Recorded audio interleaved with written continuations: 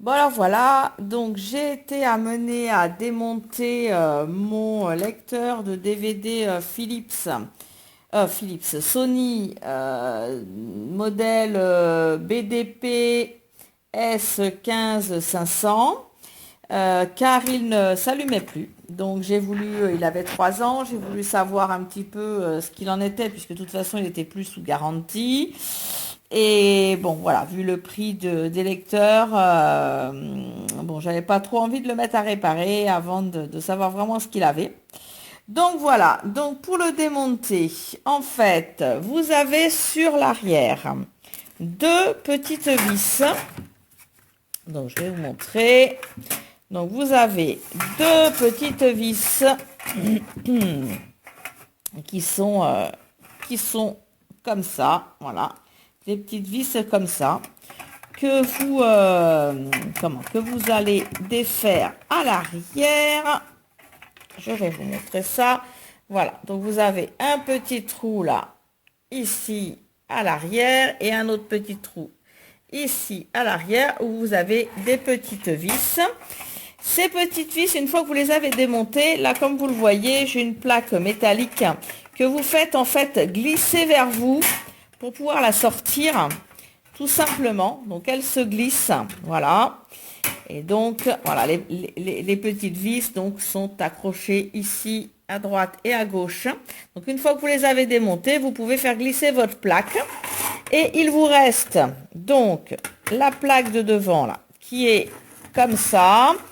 Donc cette plaque de devant, tout simplement sur le côté, vous avez des petits clips là que vous soulevez légèrement à droite et à gauche et vous faites glisser votre plaque de devant. Là, vous avez démonté votre appareil. Donc, une fois que vous avez fait ça, donc là, vous voyez, donc vous avez donc l'intérieur de votre lecteur DVD. Et je me demandais si... Donc, une fois que j'ai démonté mon alimentation, voilà ce que ça a donné. Le câble donc qui est là donc est branché sur l'alimentation et de l'autre côté donc vous avez ce qui arrive au lecteur de DVD, ce qui est branché. Donc le but de l'alimentation c'est d'avoir 12 volts en continu, surtout en continu ici. Donc, j'ai branché cette prise-là au courant en faisant très attention de ne pas s'électrocuter. Et une fois que j'ai branché cette prise au courant, j'ai pris un multimètre.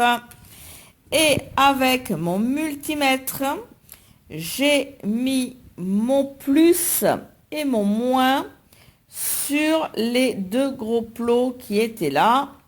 Voilà, vous voyez, de toute façon, c'est le fil blanc et le fil noir. Donc, entre le fil blanc et le fil noir, vous devez avoir 12 volts. Donc, si vous n'avez pas les 12 volts, c'est que votre alimentation ne marche plus. Donc là, effectivement, donc je n'avais pas trop le choix. Donc, j'ai commandé donc une alimentation. Donc, voici l'alimentation que j'ai commandée, qui coûte malheureusement quand même 44 euros. Voilà, je l'ai. Donc, voilà où on en était. Donc, on finit donc de glisser tout ça pour le refermer. Voilà. Ça, on le prend voilà, comme ça. On glisse ça. Voilà. Et une fois qu'on a glissé tout ça, on va pouvoir remettre les vis donc à l'arrière. Voilà, donc vous en avez 3. Vous en avez une ici, une ici et une voilà, ici.